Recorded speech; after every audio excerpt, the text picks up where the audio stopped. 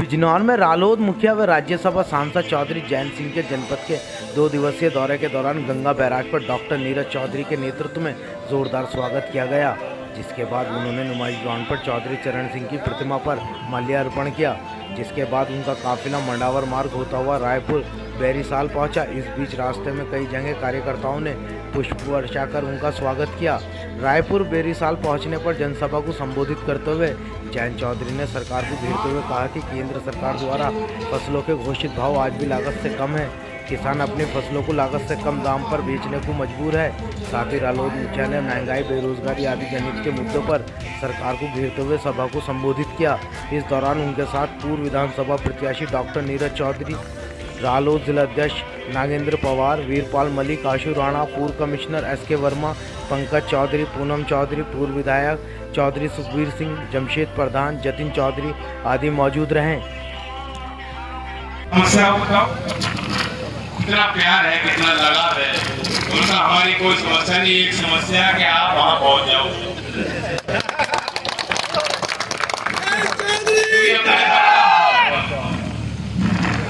और आप भी देखते हो चारों तरफ आज जरूरत भी है कि जो खेती कर रहा है, जो किसानी से जुड़ा हुआ व्यक्ति है, वो ये सोचे कि हमारी राजनीतिक पहचान कैसे मजबूत है। किसानों की राजनीतिक पहचान कमजोर हुई और वहीं किसानों का दबाव सरकारों पर कमजोर हुआ। किसानों के बल पे किसानों को बड़े वादे कर, अच्छे सपने दिखाकर सत्ता तो मिल जाती है, लेकिन सत्ता को संभालने के बाद उन वादों पे कही गई बातों का अमल नहीं। भारतीय जनता पार्टी के कई बिजनौर में जब सभा हुई थी विधानसभा में, तो किसानों को मन से वादा किया था कि किसानों को 5 साल बिजली का बिल नहीं मिलेगा। देश के गृह मंत्री अमित शाह जी का बयान और वादा। आपकी पार्टी के सीनियर विधायक है छपरौली क्षेत्र के आने, उन्होंने पिछले वर्ष जो मॉनसून सत्र विधानसभा का चल रहा था, पॉइंटेड सवाल पूछा, सरकार से सीधा सवाल पूछा, क्या क्या सरकार की कोई योजना है कि जो निजी नलकूपधारी हैं, जो खेती कर रहे हैं, जो किसान हैं, उनको मुफ्त बिजली दी जाएगी। और जवाब में सिंचाई मंत्री ने स्पष्ट 2 टूक कहा, जवाब दिया कि ऐसी कोई योजना सरकार की नहीं। फिर भी 1 अप्रैल 2023 को फिर वो जो है एक घोषणा की गई कि मुफ्त बिजली उत्तर प्रदेश में दी जाएगी। अभी तक कोई आदेश नहीं है, कंफ्यूजन की स्थिति खड़ी है। सरकारी नलकूप की बात अलग है, लेकिन जो निजी नलकूप है, कनेक्शन लिए हैं किसान, लगातार उनको बिल भी मिल रहे हैं और जो मुझे जानकारी है वसूली भी हो रही है, पूरा दबाव बनाया जा रहा है। एक तरफ मीटर नहीं लग रहे हैं, उसका भी विरोध गाँव के लोग कर रहे हैं। थोड़े थोड़े तो सीधी सी बात है, उत्तर भारत में शायद सबसे महंगी जो बिजली की दरें हैं उत्तर प्रदेश में, ये उपभोक्ताओं से वसूली जा रही है।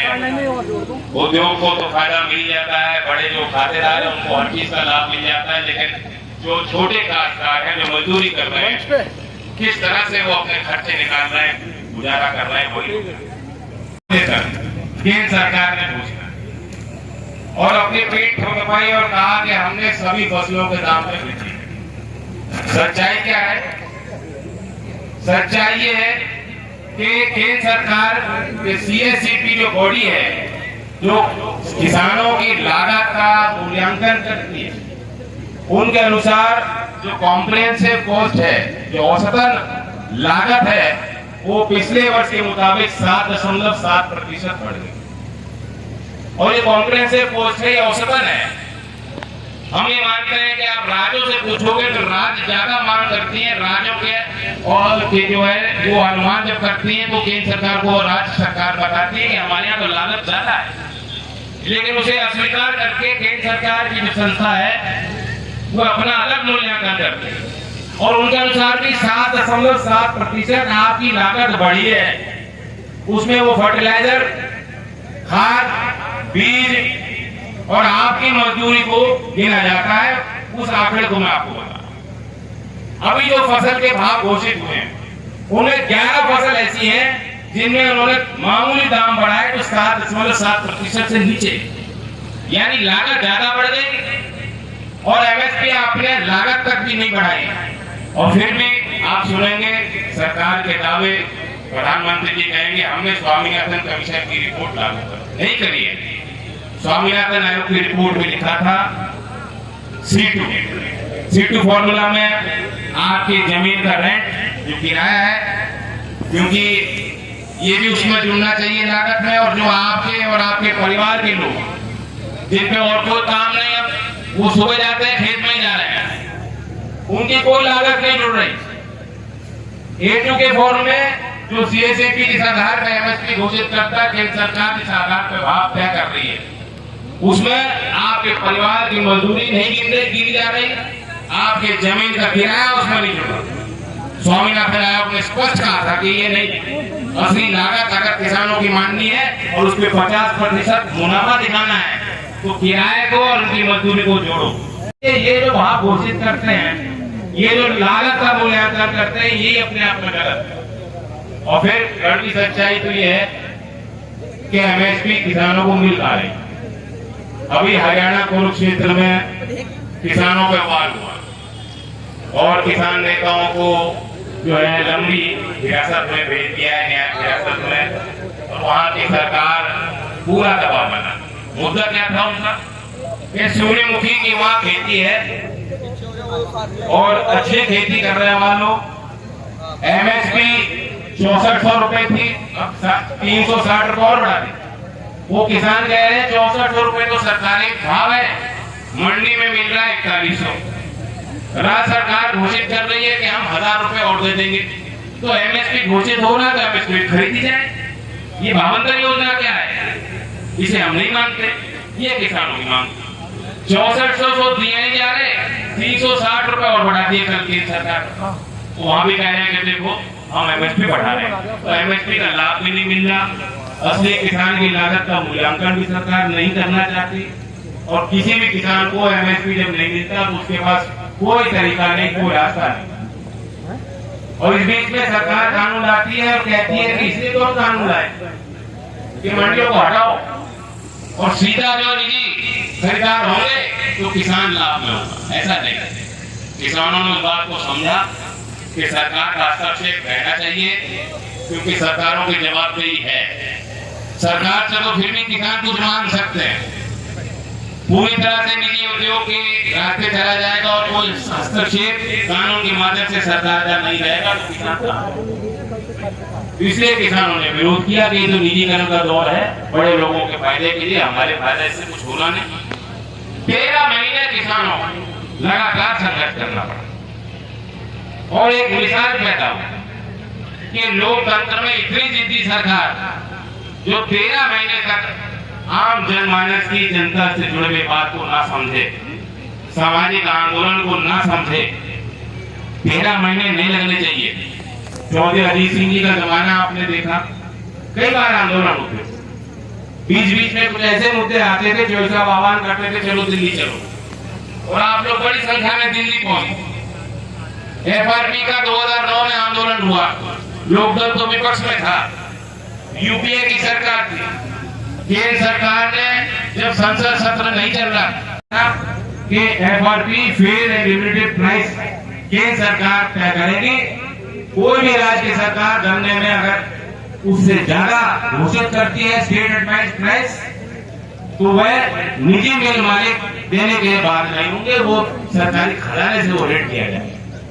चौधरी अजीत सिंह जी को समझ में आई कि ऐसे तो फिर सरकार कोई भी केंद्र सरकार द्वारा एफआरपी से ज्यादा घोषित नहीं कर पाती, और ये सुप्रीम कोर्ट का सीधा उल्लंघन है जो अधिकार देता है राज्य सरकारों को कि अपने किसानों की परिस्थितियों को देखते हुए, उनकी लागत को देखते हुए उन्हें लाभ पहुंचाने के लिए उचित मूल्य, लाभकारी मूल्य घोषित।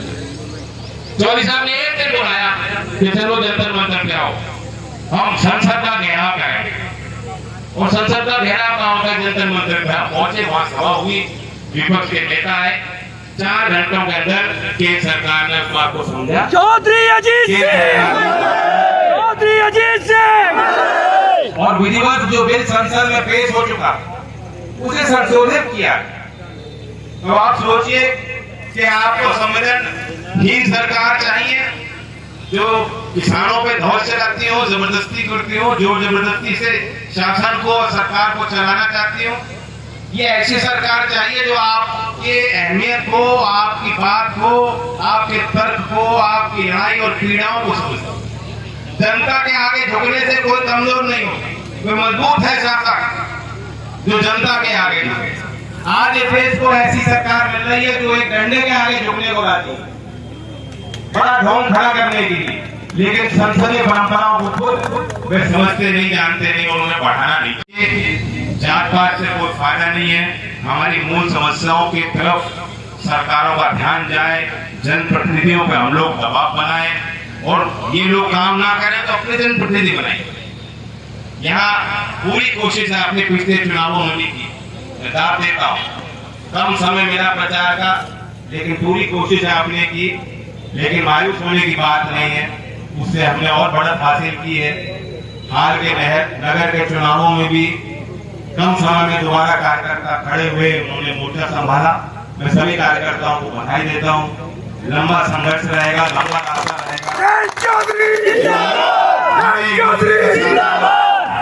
और धन्यवाद करता हूँ रायपुर के संबंध में भी। आप यहाँ मंचासीन लोगों ने मुझे बताया, बहुत बेहद प्यार की बात थी। तो कैसे भुला दूंगा रायपुर, मैं तो नहीं भुला पाऊंगा रायपुर। धन्यवाद।